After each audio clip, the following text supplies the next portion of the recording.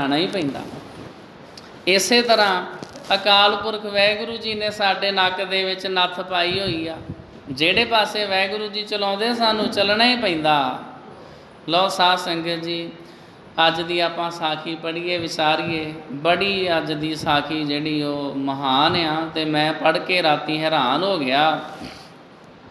ਮੈਂ ਸੋਚਿਆ ਵੀ ਜਿਹੜੇ ਕੰਮ ਅੱਜ ਕੱਲ੍ਹ ਧਾਰਮਿਕ ਸਥਾਨਾਂ 'ਤੇ ਜਾਂ ਹੋਰ ਦਫ਼ਤਰਾਂ ਇਤਿਆਦਿਕ 'ਚ ਹੁੰਦੇ ਨੇ, ਇਹ ਗੁਰੂ ਹਰਗੋਬਿੰਦ ਸਾਹਿਬ ਦੇ ਸਮੇਂ ਵੀ ਹੁੰਦੇ ਰਹੇ ਨੇ। ਉਦੋਂ ਵੀ ਇਹਦਾ ਮਤਲਬ ਉਦੋਂ ਤਾਂ ਜੇ ਲੋਕ ਚੰਗੇ ਸੀ, ਘੱਟ ਕਰਪਟਡ ਸੀ। ਅੱਜ ਦੇ ਸਮੇਂ 'ਚ ਤਾਂ ਕਰਪਸ਼ਨ ਬਹੁਤ ਜ਼ਿਆਦਾ ਵੱਧ ਗਈ ਆ। ਹਰ ਕੰਮ ਦੇ ਵਿੱਚੋਂ ਪੈਸਾ ਖਾਣਾ, ਹਰ ਇੱਕ ਕੰਮ ਦੇ ਵਿੱਚੋਂ ਕਮਿਸ਼ਨ ਖਾਣਾ, ਐਵੇਂ ਦੀ ਸਾਖੀ ਅੱਜ ਦੀ। ਇਹ ਇੱਕ ਵਾਰੀ ਮੀਰੀ ਪੀਰੀ ਦੇ ਮਾਲਕ ਸ਼੍ਰੀ ਗੁਰੂ ਹਰਗੋਬਿੰਦ ਸਾਹਿਬ ਜੀ ਨੇ ਸਿੱਖ ਸੰਗਤਾਂ ਨੂੰ ਹੁਕਮਨਾਮੇ ਭੇਜੇ ਕਿ ਗੁਰਦਰਬਾਰ ਵਿੱਚ ਦੀਵਾਲੀ ਦਾ ਸਮਾਗਮ ਬੜੇ ਉਤਸ਼ਾਹ ਨਾਲ ਮਨਾਇਆ ਜਾਵੇਗਾ। ਇਸ ਲਈ ਸੰਗਤਾਂ ਹੋਮ ਹੁਮਾ ਕੇ ਦਰਸ਼ਨ ਦੇਣ। ਸਤਿਗੁਰਾਂ ਦੇ ਹੁਕਮਨਾਮੇ ਦਾ ਇਹ ਅਸਰ ਹੋਇਆ ਕਿ ਦੂਰ ਦੂਰ ਦੇ ਪ੍ਰਾਂਤਾਂ ਅਤੇ ਦੂਰ ਦੁਰੇਡੇ ਦੇਸ਼ਾਂ ਤੋਂ ਸੰਗਤਾਂ ਹੋਮ ਹੁਮਾ ਕੇ ਆਈਆਂ। ਸ਼੍ਰੀ ਅੰਮ੍ਰਿਤਸਰ ਜੀ ਵਿੱਚ ਸੰਗਤਾਂ ਦੀ ਰਿਹਾਇਸ਼ ਅਤੇ ਗੁਰਦਰਬਾਰ ਵਿੱਚ ਦੀਵਾਨ ਦਾ ਬੜੇ ਉਤਸ਼ਾਹ ਨਾਲ ਪ੍ਰਬੰਧ ਕੀਤਾ ਗਿਆ। ਦੀਵਾਲੀ ਵਾਲੇ ਦਿਨ ਮੀਰੀ ਪੀਰੀ ਦੇ ਮਾਲਕ ਸਤਿਗੁਰੂ ਜੀ ਇੱਕ ਦੀਵਾਨ ਹਾਲ ਵਿੱਚ ਆਪਣੇ ਸਿੰਘਾਸਨਪੁਰ ਬਿਰਾਜਮਾਨ ਸਨ ਅਤੇ ਦੂਰ ਦੂਰ ਤੋਂ ਆਉਣ ਵਾਲੀਆਂ ਸਿੱਖ ਸੰਗਤਾਂ ਵਾਰੀ ਵਾਰੀ ਸਤਿਗੁਰਾਂ ਜੀ ਦੀ ਹਜ਼ੂਰੀ ਵਿੱਚ ਹਾਜ਼ਰ ਹੋ ਕੇ ਸਤਿਗੁਰਾਂ ਦੇ ਚਰਨ ਪਰਸਦੀਆਂ ਅਤੇ ਦਰਸ਼ਨ ਦੀਦਾਰ ਕਰਕੇ ਆਪਣੇ ਜਨਮ ਸਫਲ ਕਰਦੀਆਂ। ਬਹੁਤੀ ਭੀੜ ਦੇਖ ਕੇ ਗੁਰਦਰਬਾਰ ਦੇ ਸੇਵਾਦਾਰਾਂ ਨੇ ਆਪੇ ਹੀ ਸੰਗਤਾਂ ਨੂੰ ਸੱਚੇ ਪਾਤਸ਼ਾਹ ਜੀ ਦੀ ਹਜ਼ੂਰੀ ਵਿੱਚ ਜਾਣ ਤੋਂ ਰੋਕ ਦਿੱਤਾ। ਭਾਵ ਗੁਰੂ ਸਾਹਿਬ ਨੂੰ ਨਹੀਂ ਪੁੱਛਿਆ ਵੀ ਮਹਾਰਾਜ ਸੰਗਤ ਜ਼ਿਆਦੀ ਆ ਗਈ ਹੈ ਅਤੇ ਰੋਕ ਦਈਏ, ਵਾਰੀ ਵਾਰੀ ਘਲਾ ਦਈਏ। ਉਹਨਾਂ ਨੇ ਆਪਣੀ ਮਰਜ਼ੀ ਕਰ ਲਈ, ਰੋਕ ਦਿੱਤਾ ਸੰਗਤ ਨੂੰ। ਉਹ ਗੁਰਸਿੱਖ ਜੋ ਦੂਰ ਦੁਰਾਡੇ ਦੇਸ਼ਾਂ ਤੋਂ ਸਤਿਗੁਰਾਂ ਦੇ ਪਾਸ ਆਏ ਸਨ, ਸਤਿਗੁਰਾਂ ਦੇ ਦਰਸ਼ਨਾਂ ਤੋਂ ਬਿਨਾਂ ਬੜਾ ਵਿਆਕੁਲ ਹੋ ਰਹੇ ਸਨ, ਪਰ ਉਹਨਾਂ ਨੂੰ ਕੋਈ ਰਾਹ ਨਹੀਂ ਸੀ ਲੱਭਦਾ ਕਿ ਉਹ ਸ਼ਹਿਨਸ਼ਾਹ ਸਤਿਗੁਰੂ ਜੀ ਦੀ ਹਜ਼ੂਰੀ ਵਿੱਚ ਪੁੱਜ ਸਕਣ। ਕਿਵੇਂ ਗੁਰੂ ਹਰਗੋਬਿੰਦ ਸਾਹਿਬ ਦੇ ਦਰਸ਼ਨ ਕਰੀਏ? ਪਹਿਰੇਦਾਰ ਲੰਘਣ ਹੀ ਨਹੀਂ ਦਿੰਦੇ। ਹਰ ਪਾਸੇ ਇੱਕ ਪ੍ਰਕਾਰ ਦੀਆਂ ਗੱਲਾਂ ਹੋ ਰਹੀਆਂ ਸਨ ਕਿ ਹੁਣ ਕੀ ਕੀਤਾ ਜਾਏ, ਪਰ ਵਿਚਾਰਿਆਂ ਦੀ ਕੋਈ ਪੇਸ਼ ਨਹੀਂ ਸੀ ਜਾ ਰਹੀ। ਜਦੋਂ ਸੁਥਰੇ ਸ਼ਾਹ ਨੂੰ ਇਸ ਗੱਲ ਦਾ ਪਤਾ ਲੱਗਾ ਤਾਂ ਉਸ ਨੂੰ ਇੱਕ ਫੁਰਨਾ ਫੁਰਿਆ। ਉਸ ਨੇ ਇੱਕ ਚਾਦਰ ਵਿੱਚ ਸਵਾਹ ਦੀ ਇੱਕ ਪੰਡ ਬੰਨ੍ਹੀ ਅਤੇ ਉਸ ਦੇ ਉੱਤੋਂ ਦੀ ਇੱਕ ਸ਼ਾਨਦਾਰ ਫੁਲਕਾਰੀ ਬੰਨ੍ਹ ਲਈ। ਸਿਰ ਉੱਤੇ ਚੁੱਕ ਕੇ ਉਹ ਸ਼੍ਰੀ ਗੁਰੂ ਹਰਗੋਬਿੰਦ ਸਾਹਿਬ ਦੇ ਦਰਸ਼ਨਾਂ ਲਈ ਤੁਰ ਪਿਆ। ਜਦੋਂ ਉਹ ਸ਼੍ਰੀ ਅਕਾਲ ਤਖਤ ਜੀ ਦੇ ਸਾਹਮਣੇ ਪੁੱਜਾ ਤਾਂ ਦੇਖਿਆ ਕਿ ਉੱਥੇ ਦਰਸ਼ਨ ਅਭਿਲਾਖੀਆਂ ਦੀ ਬੜੀ ਭੀੜ ਸੀ ਅਤੇ ਸੇਵਾਦਾਰ ਸਾਰਿਆਂ ਨੂੰ ਰੋਕਦੇ ਜਾ ਰਹੇ ਸਨ, ਕਿਸੇ ਨੂੰ ਅੱਗੇ ਲੰਘਣ ਹੀ ਨਹੀਂ ਸੀ ਦਿੰਦੇ। ਸੁਥਰਾ ਸਿਰ ਉੱਤੇ ਸ਼ਾਨਦਾਰ ਪੰਡ ਚੁੱਕ ਕੇ ਅੱਗੇ ਵਧਿਆ ਤਾਂ ਸੇਵਾਦਾਰਾਂ ਨੇ ਉਸ ਨੂੰ ਅੱਗੇ ਜਾਣ ਤੋਂ ਰੋਕਿਆ। ਸੁਥਰੇ ਨੇ ਕਿਹਾ ਕਿ ਮੈਂ ਸਿੱਖ ਸੰਗਤਾਂ ਵਿੱਚ ਫਿਰ ਕੇ ਬਹੁਤ ਸਾਰੀ ਉਗਰਾਹੀ ਕਰਕੇ ਲਿਆਇਆ ਹਾਂ ਅਤੇ ਸਾਰਾ ਮਾਲ ਸਤਿਗੁਰਾਂ ਦੀ ਹਜ਼ੂਰੀ ਵਿੱਚ ਭੇਟਾ ਕਰਨਾ ਹੈ। ਮੇਰਾ ਖਿਆਲ ਹੈ ਕਿ ਜਦੋਂ ਇਹ ਪਦਾਰਥ ਸਤਿਗੁਰਾਂ ਦੀ ਹਜ਼ੂਰੀ ਵਿੱਚ ਪੇਸ਼ ਕੀਤੇ ਤਾਂ ਮੇਰੇ ਸ਼ਹਿਨਸ਼ਾਹ ਪ੍ਰਸੰਨ ਹੋ ਕੇ ਮੈਨੂੰ ਬਹੁਤ ਸਾਰਾ ਇਨਾਮ ਦੇਣਗੇ। ਇਸ ਲਈ ਤੁਸੀਂ ਮੈਨੂੰ ਅੱਗੇ ਜਾਣ ਤੋਂ ਨਾ ਰੋਕੋ। ਸੁਥਰੇ ਦੇ ਇਹ ਬਚਨ ਸੁਣ ਕੇ ਸੇਵਾਦਾਰ ਦੇ ਮੂੰਹ ਵਿੱਚ ਪਾਣੀ ਭਰ ਆਇਆ ਅਤੇ ਕਹਿਣ ਲੱਗਾ ਕਿ ਇੱਕ ਸ਼ਰਤ ਉੱਤੇ ਮੈਂ ਆਪ ਨੂੰ ਸਤਿਗੁਰਾਂ ਦੀ ਹਜ਼ੂਰੀ ਵਿੱਚ ਜਾਣ ਦੀ ਆਗਿਆ ਦੇ ਸਕਦਾ ਹਾਂ ਕਿ ਆਪ ਨੂੰ ਜੋ ਇਨਾਮ ਮਿਲੇਗਾ ਉਸ ਵਿੱਚੋਂ ਅੱਧਾ ਮੈਨੂੰ ਦਿੱਤਾ ਜਾਵੇ। ਇਹ ਅੱਜ ਕੱਲ੍ਹ ਬਹੁਤ ਚੱਲਦਾ ਵਾ, ਵਿੱਚੋਂ ਹਿੱਸਾ ਲੈਣਾ, ਵਿੱਚੋਂ ਅੱਧ ਵੰਡਾਉਣਾ ਜਾਂ ਆਪੋ ਆਪਣੇ ਹਿਸਾਬ ਦਾ ਕਮਿਸ਼ਨ। ਧਾਰਮਿਕ ਕੰਮਾਂ ਦੇ ਵਿੱਚ ਵੀ ਇਹ ਵੀ ਇੱਕ ਸੱਚਾਈ ਆ। ਕਈ ਵਾਰੀ ਤੇ ਜਿਹੜੇ ਵੱਡੇ ਵੱਡੇ ਨਾਮੀ ਰਾਗੀ ਜਥੇ ਨੇ ਉਹਨਾਂ ਨੂੰ ਕਿਤੇ ਸੱਦਣ 'ਤੇ ਵੀ ਕਮਿਸ਼ਨ ਚੱਲਦਾ ਵਾ। ਹੁਣ ਤਾਂ ਖੈਰ ਵਾਇਰਸ ਦਾ ਕਰਕੇ ਵੱਡੇ ਵੱਡੇ ਸਮਾਗਮ ਬੰਦ ਨੇ, ਨਹੀਂ ਤਾਂ ਬਹੁਤ ਵੱਡੇ ਪੱਧਰ 'ਤੇ ਬਿਜ਼ਨਸ ਚੱਲਦੇ ਰਹੇ ਨੇ। ਲੋਕਾਂ ਕੋਲੋਂ ਗੁਰਾਹੀ ਕਰ ਲੈਣੀ, ਵੱਡੇ ਵੱਡੇ ਅਮੀਰ ਵੱਡੇ ਵੱਡੇ ਸ਼ਹਿਰਾਂ ਦੇ ਵਿੱਚੋਂ ਤੇ ਉਹ ਲੱਖਾਂ ਰੁਪਈਏ ਇਕੱਠੇ ਹੋ ਜਾਣੇ। ਮੰਨ ਲਓ 10 ਲੱਖ ਰੁਪਈਆ ਇਕੱਠਾ ਹੋ ਗਿਆ, ਫਿਰ ਸੰਗਤਾਂ ਨੂੰ ਕਹਿਣਾ ਜੀ ਲੰਗਰ ਵਾਸਤੇ ਵੀ ਰਸਦਾਂ ਬਸਦਾਂ ਲੈ ਕੇ ਆਓ। ਲੰਗਰ ਦੀਆਂ ਰਸਦਾਂ ਬਸਦਾਂ ਵੀ ਸੰਗਤ ਦੇ ਕੋਲੋਂ ਆ ਜਾਣੀਆਂ, ਪੈਸੇ ਵੀ ਆ ਜਾਣੇ। ਬਾਅਦ ਵਿੱਚ ਰਾਗੀ ਜਥਿਆਂ ਨਾਲ ਇਕੱਠਾ ਹੀ ਸੌਦਾ ਮਾਰ ਲੈਣਾ ਵੀ ਤੁਹਾਨੂੰ ਏਅਰ ਟਿਕਟਾਂ ਵੀ ਦੇ ਦਿਆਂਗੇ, ਫਲਾਨੀ ਥਾਂ 'ਤੇ ਬਾਏ ਏਅਰ ਤੁਸੀਂ ਆਓਗੇ, ਤੁਹਾਨੂੰ ਇੰਨੀ ਭੇਟਾ ਦਿੱਤੀ ਜਾਏਗੀ, 11,000 21,000 ਰੁਪਇਆ ਪਲੱਸ ਆਉਣ ਜਾਣ ਦਾ ਕਿਰਾਇਆ ਸਾਡਾ, ਰਹਿائش ਸਾਡੀ। ਅਤੇ ਇਸ ਤਰੀਕੇ ਨਾਲ ਅਤੇ ਜਿਨ੍ਹਾਂ ਨੇ ਉਹ ਸਮਾਗਮ ਕਰਾਉਣਾ ਉਹਨਾਂ ਨੂੰ ਕਹਿ ਦੇਣਾ ਜੀ ਉਹ ਤਾਂ ਇੰਨੀ ਭੇਟਾ ਮੰਗਦੇ ਆ, ਉਹਦੇ ਵਿੱਚੋਂ ਵੀ ਕਮਿਸ਼ਨ ਖਾਣਾ ਹਰ ਇੱਕ ਕੰਮ ਦੇ ਵਿੱਚੋਂ। ਇੱਦਾਂ ਅੱਜ ਦੇ ਸਮੇਂ ਵਿੱਚ ਵੀ ਹੁੰਦਾ। ਸੁਥਰੇ ਸ਼ਾਹ ਨੂੰ ਸੇਵਾਦਾਰਾਂ ਨੇ ਰੋਕਿਆ, ਉਹਨੂੰ ਕਹਿਣ ਲੱਗੇ ਵੀ ਜੇ ਤੂੰ ਜਾਣਾ ਹੀ ਚਾਹੁੰਦਾ, ਜੇ ਤੇਰੇ ਕੋਲ ਮਾਇਆ ਦੀ ਪੰਡ ਆ, ਇੰਨੇ ਸਾਰੇ ਪੈਸੇ ਤੈਨੂੰ ਅੱਗੇ ਲੰਘਣ ਦਿੰਦੇ ਆ, ਪਰ ਜੇ ਗੁਰੂ ਹਰਗੋਬਿੰਦ ਸਾਹਿਬ ਜੀ ਤੇਰੇ 'ਤੇ ਖੁਸ਼ ਹੋ ਗਏ, ਉਹਨਾਂ ਨੇ ਤੈਨੂੰ ਦਿੱਤਾ ਇਨਾਮ, ਉਹਦੇ ਵਿੱਚੋਂ ਸਾਡਾ ਹਿੱਸਾ ਸਾਨੂੰ ਦੇਣਾ, ਵਿੱਚੋਂ ਅੱਧ। ਜਿਹੜਾ ਪਹਿਲਾ ਪਹਿਰੇਦਾਰ ਸੀ ਉਹ ਕਹਿੰਦਾ ਵੀ ਅੱਧ ਵਿੱਚੋਂ ਮੈਨੂੰ ਦੇਵੇਂਗਾ। ਅਤੇ ਸੁਥਰੇ ਨੇ ਕਿਹਾ ਵੀ ਠੀਕ ਆ। ਸੁਥਰਾ ਸੇਵਾਦਾਰ ਦੀ ਇਹ ਗੱਲ ਸੁਣ ਕੇ ਸੋਚੀ ਪੈ ਗਿਆ, ਜਿਹਨੂੰ ਕਹਿੰਦੇ ਵੀ ਕੁਝ ਐਕਟਿੰਗ ਕਰਨੀ ਵੀ ਅੱਛਾ, ਸੋਚੀ ਪੈ ਗਿਆ, ਮੰਨ ਗਿਆ। ਅੰਤ ਵਿੱਚ ਮੰਨ ਗਿਆ ਕਿ ਮੈਨੂੰ ਜੋ ਇਨਾਮ ਮਿਲੇਗਾ ਉਸ ਦਾ ਅੱਧ ਤੈਨੂੰ ਜ਼ਰੂਰ ਦਿੱਤਾ ਜਾਵੇਗਾ। ਇਸ ਤਰ੍ਹਾਂ ਸੇਵਾਦਾਰ ਨੇ ਸੁਥਰੇ ਸ਼ਾਹ ਕੋਲੋਂ ਇਕਰਾਰ ਲੈ ਕੇ ਅੱਗੇ ਜਾਣ ਦਿੱਤਾ। ਅਜੇ ਸੁਥਰਾ 5-7 ਕਦਮ ਹੀ ਅੱਗੇ ਵਧਿਆ ਕਿ ਦੂਸਰੇ ਸੇਵਾਦਾਰ ਨੇ ਰੋਕ ਲਿਆ ਕਿ ਭਾਈ ਭੀੜ ਬੜੀ ਹੈ, ਤੂੰ ਅੱਗੇ ਨਹੀਂ ਜਾ ਸਕਦਾ, ਭੀੜ ਬੜੀ ਹੈ, ਤੂੰ ਅੱਗੇ ਨਹੀਂ ਜਾ ਸਕਦਾ। ਹੁਣ ਦੂਸਰੇ ਸੇਵਾਦਾਰ ਨੇ ਰੋਕ ਲਿਆ। ਸੁਥਰੇ ਸ਼ਾਹ ਨੇ ਇਸ ਸੇਵਾਦਾਰ ਨੂੰ ਵੀ ਉਹੀ ਗੱਲ ਕਹੀ ਅਤੇ ਇਸ ਦੇ ਨਾਲ ਵੀ ਉਹ ਇਕਰਾਰ ਹੋ ਗਿਆ ਕਿ ਮੀਰੀ ਪੀਰੀ ਦੇ ਮਾਲਕ ਸ਼ਹਿਨਸ਼ਾਹ ਦੇ ਦਰਬਾਰੋਂ ਜੋ ਇਨਾਮ ਮਿਲੇਗਾ ਉਸ ਦਾ ਅੱਧ ਉਸ ਸੇਵਾਦਾਰ ਨੂੰ ਵੀ ਦਿੱਤਾ ਜਾਵੇਗਾ।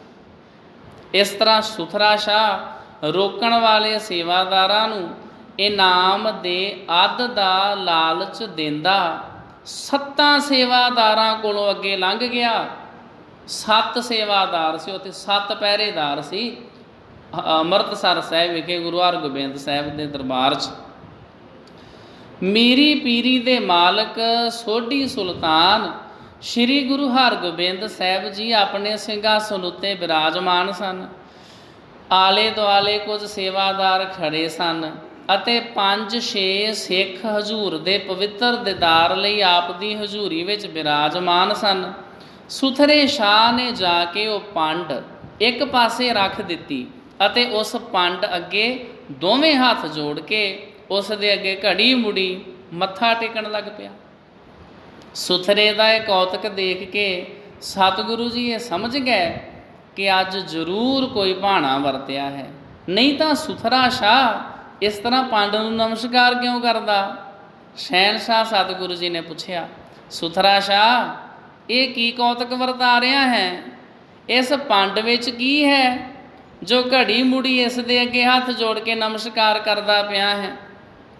ਸਤਿਗੁਰਾਂ ਦੇ ਪਿਆਰ ਭਰੇ ਬਚਨ ਸੁਣ ਕੇ ਸੁਥਰਾ ਕਹਿਣ ਲੱਗਾ, ਮੇਰੇ ਪਾਤਸ਼ਾਹ ਗੁੱਸਾ ਨਾ ਕਰੋ, ਇਸ ਪੰਡ ਦੇ ਸਦਕੇ ਹੀ ਮੈਂ ਆਪ ਦੀ ਹਜ਼ੂਰੀ ਦੇ ਵਿੱਚ ਆ ਸਕਿਆ ਹਾਂ। ਜੇਕਰ ਮੈਂ ਆਪ ਦਾ ਨਾਂ ਲੈਂਦਾ ਤਾਂ ਮੈਨੂੰ ਕੋਈ ਵੀ ਇੱਥੇ ਤੱਕ ਨਾ ਆਉਣ ਦਿੰਦਾ। ਇਸ ਪੰਡ ਦਾ ਕਰਕੇ ਮੈਂ ਤੁਹਾਡੇ ਕੋਲ ਆਇਆ। ਮੇਰੇ ਸ਼ਹਿਨਸ਼ਾਹ ਕਿਸੇ ਮਹਾਂਪੁਰਖ ਦੇ ਬਚਨ ਹਨ, ਗੁਰੂ ਗੋਬਿੰਦ ਦੋਨੋਂ ਖੜੇ ਕਿਸ ਕੇ ਲਾਗੋਂ ਪਾਏ, ਬਲਿਹਾਰੀ ਗੁਰ ਆਪਣੇ ਜਿਸ ਗੋਬਿੰਦ ਦੀਆ ਮਿਲਾਏ।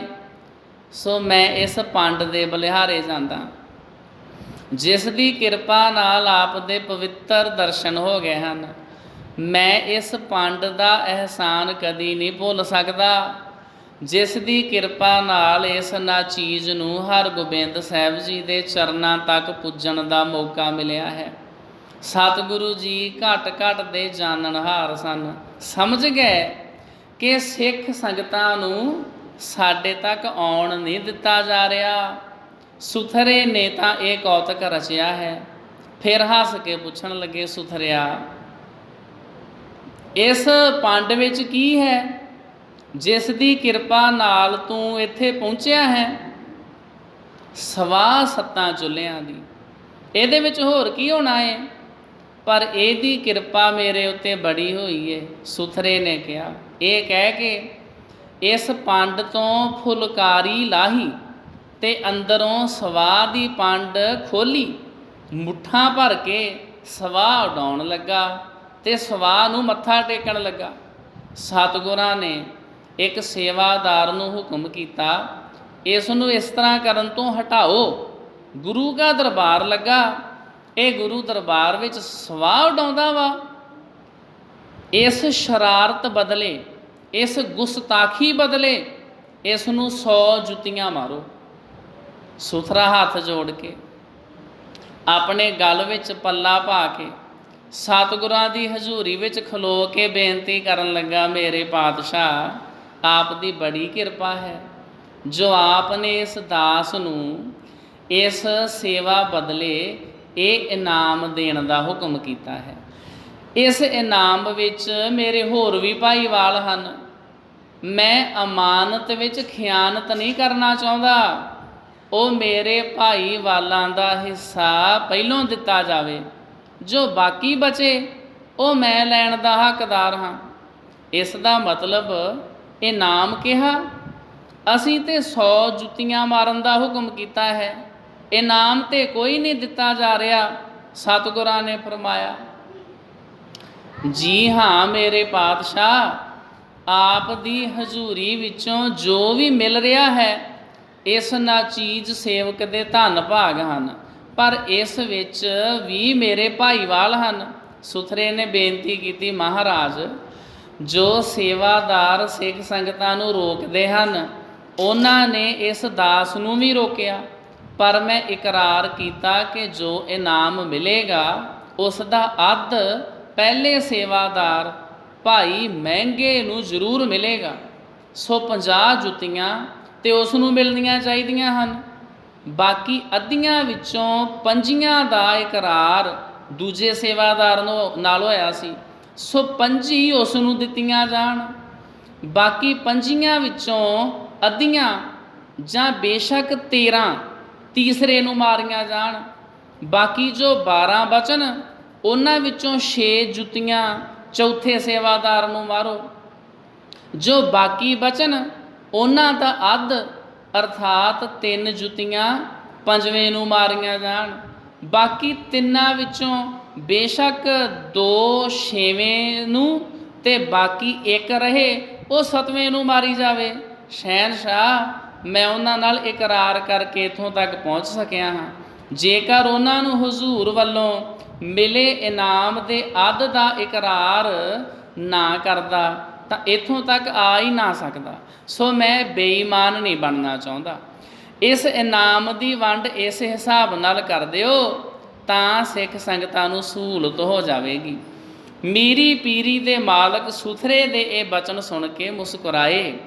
ਉਹਨਾਂ ਸੇਵਾਦਾਰਾਂ ਨੂੰ ਸੱਦ ਕੇ ਤਾੜਨਾ ਕੀਤੀ ਕਿ ਗੁਰਦਰਬਾਰ ਵਿੱਚ ਆਉਣ ਤੋਂ ਕਿਸੇ ਨੂੰ ਵੀ ਰੋਕਿਆ ਨਾ ਜਾਵੇ, ਸਗੋਂ ਸਿੱਖ ਸੰਗਤਾਂ ਸਰਬੱਤ ਮਾਈ ਭਾਈ ਨੂੰ ਕਤਾਰਾਂ ਵਿੱਚ ਕਰਕੇ ਗੁਰੂ ਨਾਨਕ ਦੇ ਦਰਬਾਰ ਵਿੱਚ ਖੁੱਲ੍ਹਮ ਖੁੱਲ੍ਹੇ ਤੌਰ 'ਤੇ ਆਉਣ ਦਿੱਤਾ ਜਾਵੇ। ਸ਼ਹਿਨਸ਼ਾਹ ਦੇ ਇਸ ਹੁਕਮ ਅਨੁਸਾਰ ਗੁਰਸਿੱਖਾਂ ਦੇ ਰਾਹ ਦੀ ਹਰ ਪ੍ਰਕਾਰ ਦੀ ਔਕੜ ਦੂਰ ਹੋ ਗਈ ਤੇ ਦੂਰੋਂ ਆਈਆਂ ਸੰਗਤਾਂ ਨੂੰ ਖੁੱਲ੍ਹੇ ਦਰਸ਼ਨ ਦਿਦਾਰੇ ਹੋ ਗਏ। ਸਾਰੇ ਗੁਰਸਿੱਖ ਸੁਥਰੇ ਸ਼ਾਹ ਦੇ ਇਸ ਪਰਉਪਕਾਰ ਦੀ ਸ਼ਲਾਘਾ ਕਰਨ ਲੱਗੇ, ਜਿਨ੍ਹਾਂ ਸਾਰੀਆਂ ਸੰਗਤਾਂ ਨੂੰ ਇਹ ਖੁੱਲ੍ਹ ਦਵਾ ਦਿੱਤੀ ਵੀ ਸਾਰੇ ਦਰਸ਼ਨ ਕਰੋ ਤੇ ਨਾਲੇ ਉਹਨਾਂ ਦੀ ਖਿਚਾਈ ਕਰਵਾ ਦਿੱਤੀ। ਕਈ ਵਾਰੀ ਅਸੀਂ ਵੱਡੇ ਸਥਾਨਾਂ 'ਤੇ ਜਾਂਦੇ ਹਾਂ ਅਤੇ ਉੱਥੇ ਭੀੜ ਬੜੀ ਹੁੰਦੀ, ਲਾਈਨਾਂ ਦੇ ਵਿੱਚ ਲੱਗਣਾ ਪੈਂਦਾ। ਕਈ ਮੰਤਰੀ ਨੇਤਾ ਫੋਨ ਪਹਿਲਾਂ ਹੀ ਕਰ ਦਿੰਦੇ ਅਸੀਂ ਮੱਥਾ ਟੇਕਣ ਵਾਸਤੇ ਆਉਣਾ ਵਾ, ਉਹ ਫਿਰ ਇੱਕ ਸੇਵਾਦਾਰ ਉਹਨਾਂ ਨੂੰ ਸਪੈਸ਼ਲ ਰਸਤੇ ਥਾਣੀ ਲੰਘਾ ਦਿੰਦਾ, ਤੁਸੀਂ ਇੱਧਰ ਦੀ ਜਾ ਕੇ ਮੱਥਾ ਟੇਕ ਲਓ। ਵੀ ਬਾਕੀ ਬੰਦੇ ਨਹੀਂ, ਬਾਕੀ ਸੰਗਤ ਨਹੀਂ ਜਿਹੜੀ ਉਹ ਕਤਾਰਾਂ ਵਿੱਚ ਘੰਟਾ ਅੱਧਾ ਘੰਟਾ ਹੋ ਗਿਆ ਵਿਚਾਰੇ ਗਰਮੀ 'ਚ ਖਲੋਤੇ ਨੇ, ਤੁਸੀਂ ਘੋਲੋਕਾਰ ਆਏ ਹੋ। ਇਸੇ ਤਰ੍ਹਾਂ ਅਖੰਡ ਪਾਠਾਂ ਦਾ ਆਮ ਸਿੱਖ ਨੇ ਅਖੰਡ ਪਾਠ ਸਾਹਿਬ ਕਰਾਉਣਾ ਹੋਵੇ ਤੁਹਾਨੂੰ ਜੀ 2 ਸਾਲ ਉਡੀਕ ਕਰਨੀ ਪਏਗੀ। ਤੇ ਕਿਸੇ ਵੱਡੇ ਮੰਤਰੀ ਨੇਤਾ ਦਾ ਫੋਨ ਆ ਜਾਵੇ, ਤੁਹਾਡਾ ਜੀ ਸਵੇਰੇ ਰੱਖ ਦਿੰਦੇ ਆ। ਇਹ ਕੀ ਆ? ਇਹ ਬਸ ਇਹੀ ਗੱਲ ਆ ਵੀ ਜਿਹੜੇ ਇਹੋ ਜਿਹੇ ਸੇਵਾਦਾਰ ਵਿੱਚੋਂ ਕਮਿਸ਼ਨ ਖਾਣ ਵਾਲੇ ਸਾਡੇ ਬੰਦੇ, ਜਿਹੜੇ ਸਾਡੇ ਪ੍ਰਬੰਧਕ ਨੇ, ਉਹਨਾਂ ਨੂੰ ਗੁਰੂ ਹਰਗੋਬਿੰਦ ਸਾਹਿਬ ਜੀ ਮਹਾਰਾਜ ਨੇ ਜਿਹੜਾ ਬਚਨ ਕੀਤਾ ਨਾ ਵੀ ਇਸ ਸੁਥਰੇ ਸ਼ਾਹ ਨੂੰ 100 ਛਿੱਤਰ ਮਾਰੋ, ਤੇ ਗੁਰੂ ਹਰਗੋਬਿੰਦ ਸਾਹਿਬ ਦੇ ਚਰਨਾਂ ਸੁਥਰੇ ਸ਼ਾਹ ਨੇ ਬੇਨਤੀ ਕੀਤੀ, ਸੱਚੇ ਪਾਤਸ਼ਾਹ ਜੀ ਤੁਹਾਡਾ ਬਹੁਤ ਧੰਨਵਾਦ ਆ। ਇੱਦਾਂ ਕਰੋ, ਪਹਿਲਾਂ ਇਹ 100 ਦੇ 100 ਉਹਨਾਂ ਨੂੰ ਵੰਡ ਦਿਓ ਜਿਹੜੇ ਮੇਰੇ ਕੋਲੋਂ ਹਿੱਸਾ ਪੱਤੀ ਮੰਗਦੇ ਸੀ। ਮੈਨੂੰ ਚੇਤਾ ਆ ਗਿਆ, ਕੋਈ ਗੁਰਮੁਖ ਪਿਆਰਿਆਂ ਨੇ ਮੈਨੂੰ ਕਿਤੇ ਕਥਾ ਕਰਨ ਵਾਸਤੇ ਸੱਦ ਲਿਆ। 2 ਟਾਈਮ ਕਥਾ ਕਰਨੀ ਸੀ। ਰਾਤ ਦੇ ਸਮੇਂ ਕਥਾ ਕੀਤੀ ਅੱਧਾ ਕੁ ਘੰਟਾ। ਉਹਨਾਂ ਨੇ ਉਸ ਅੱਧੇ ਘੰਟੇ ਦੇ ਕਥਾ ਦਾ ਮੈਨੂੰ 7100 ਰੁਪਇਆ ਦੇ ਦਿੱਤਾ। ਮੈਂ ਆ ਗਿਆ ਵਾਪਸ। ਅਗਲੇ ਦਿਨ ਸਵੇਰੇ ਕਥਾ 'ਤੇ ਸੱਦਿਆ, ਮੈਂ ਫਿਰ ਅੱਧਾ ਕੁ ਘੰਟਾ ਕਥਾ ਕੀਤੀ। 5100 ਰੁਪਇਆ ਫਿਰ ਉਹਨਾਂ ਮੈਨੂੰ ਭੇਟਾ ਦੇ ਦਿੱਤੀ। ਹੁਣ ਇਹ ਤਾਂ ਕਿੰਨੇ ਹੀ ਪੈਸੇ ਹੋ ਗਏ, 12000 ਰੁਪਏ ਦੇ ਲਗਭਗ ਹੋ ਗਿਆ। ਅਤੇ ਜਦੋਂ ਸਾਡੇ ਪ੍ਰਬੰਧਕਾਂ ਨੂੰ ਪਤਾ ਲੱਗਾ ਵੀ ਹੈ ਇਸ ਸਿੰਘ ਨੇ ਕਥਾ ਕੀਤੀ ਆ, 1 ਘੰਟਾ ਕਥਾ ਕਰਕੇ 12000 ਰੁਪਇਆ ਲੈ ਆਇਆ ਵਾ, ਉਹ ਮੁੜ ਕੇ ਮੈਨੂੰ ਕਹਿਣ ਜੀ ਸਾਡਾ ਹਿੱਸਾ ਪੱਤੀ ਦਿਓ। ਮੈਂ ਕਿਹਾ ਇੱਦਾਂ ਕਰੋ, ਤੁਸੀਂ ਜਿੰਨੇ ਰੱਖਣੇ ਰੱਖ ਲਓ, ਮੈਨੂੰ ਵਿੱਚੋਂ ਦੇ ਦਿਓ। ਅਤੇ ਇਹ ਤਾਂ ਧਰਮ ਦੇ ਨਾਂ ਦੇ ਉੱਤੇ ਵਪਾਰ ਚੱਲਦਾ। ਆ ਬਾਹਰਲੇ ਦੇਸ਼ ਨੇ, ਬਾਹਰਲੇ ਦੇਸ਼ਾਂ ਦੇ ਵਿੱਚ ਰਾਗੀ, ਢਾਡੀ, ਗ੍ਰੰਥੀ, ਕਥਾਵਾਚਕ ਜਾਂਦੇ ਨੇ। ਸਾਰੀਆਂ ਪ੍ਰਬੰਧਕ ਕਮੇਟੀਆਂ ਇੱਕੋ ਜਿਹੀਆਂ ਨਹੀਂ, ਸਪੋਂਸਰਾਂ ਦੇ ਨਾਮ ਦੇ ਉੱਤੇ ਵਪਾਰ ਹੁੰਦਾ। ਭਾਈ ਇੰਨੇ ਪੈਸੇ ਲੱਗਣਗੇ। ਆ ਤੁਹਾਡੇ ਇੱਥੋਂ ਲਾਗੋਂ ਪਿੰਡ ਤੋਂ ਇੱਕ ਦਿਨ ਇੱਕ ਬੰਦਾ ਆਇਆ, ਕਹਿੰਦਾ ਭਾਈ ਸਾਹਿਬ ਇੰਗਲੈਂਡ ਜਾਣਾ ਚਾਹੁੰਦੇ ਹੋ, ਕੈਨੇਡਾ ਦਾ ਵੀਜ਼ਾ ਤਾਂ ਤੁਹਾਡੇ ਕੋਲ ਹੈਗਾ। ਮੈਂ ਕਿਹਾ ਵੀ ਉਹ ਕਿਵੇਂ? ਕਹਿੰਦਾ ਜੀ ਪਹਿਲਾਂ 50000 ਰੁਪਇਆ ਦੇਣਾ ਪਏਗਾ। ਮੈਂ ਕਿਹਾ ਨਹੀਂ, ਮੈਂ ਇਹੋ ਜਿਹੇ ਬਾਹਰ ਨਹੀਂ ਜਾਣਾ, ਵੀ ਪਹਿਲਾਂ ਹੀ ਫਲਾਣੇ ਨੂੰ ਹਿੱਸਾ ਦਿਓ। ਇਸ ਤਰ੍ਹਾਂ ਤੋਂ ਧਾਰਮਿਕ ਕੰਮਾਂ ਦੇ ਵਿੱਚ ਗੁਰੂ ਹਰਗੋਬਿੰਦ ਸਾਹਿਬ ਦੇ ਸਮੇਂ ਤੋਂ ਵੀ ਇੱਦਾਂ ਹੁੰਦਾ ਰਿਹਾ। ਸੁਥਰਾ ਸ਼ਾਹ ਜਦ ਕਿ ਉਹਨਾਂ ਦਾ ਆਪਣਾ ਹੀ ਬੰਦਾ, ਆਪਣਾ ਹੀ ਸੇਵਾਦਾਰ ਆ, ਉਹਨੇ ਕਿਹਾ ਵੀ ਮੈਂ ਤਾਂ ਇੰਨੇ ਜ਼ਿਆਦਾ ਪੈਸੇ ਇਕੱਠੇ ਕਰਕੇ ਲਿਆਇਆ ਸੰਗਤ ਦੇ ਕੋਲੋਂ, ਪੰਡ ਬੰਨੀ ਆਵੇ, ਖੋਤੇ ਫੁਲਕਾਰੀ ਪਾਈ ਆ। ਉਹਨੂੰ ਕਹਿੰਦੇ ਲੰਘ ਜਾ। 7 ਸੇਵਾਦਾਰਾਂ ਨੇ ਰੋਕਿਆ, ਪਰ ਕਹਿੰਦੇ ਵਿੱਚੋਂ ਸਰਦਾ ਬਣਦਾ ਜਿਹੜਾ ਵੀ ਸਾਡਾ ਵੀ ਵਿੱਚੋਂ ਜਿਹੜਾ ਹਿੱਸਾ ਵਾ, ਸਾਡਾ ਵੀ ਧਿਆਨ ਰੱਖੀ। ਇਹ ਬਹੁਤ ਜ਼ਿਆਦਾ ਸਾਧ ਸੰਗਤ ਜੀ ਕਰਪਸ਼ਨ ਦਫ਼ਤਰਾਂ ਦੇ ਵਿੱਚ ਵੀ ਆ। ਕਿਸੇ ਵੱਡੇ ਅਫਸਰ ਕੋਲੋਂ ਸਾਈਨ ਕਰਵਾਉਣੇ ਹੋਣ, ਉੱਥੇ ਵੀ ਪੈਸੇ ਚੱਲਦੇ ਨੇ। ਸਤਿਗੁਰ ਸੱਚੇ ਪਾਤਸ਼ਾਹ ਸਾਨੂੰ ਸਮੱਤ ਬਖਸ਼ਣ।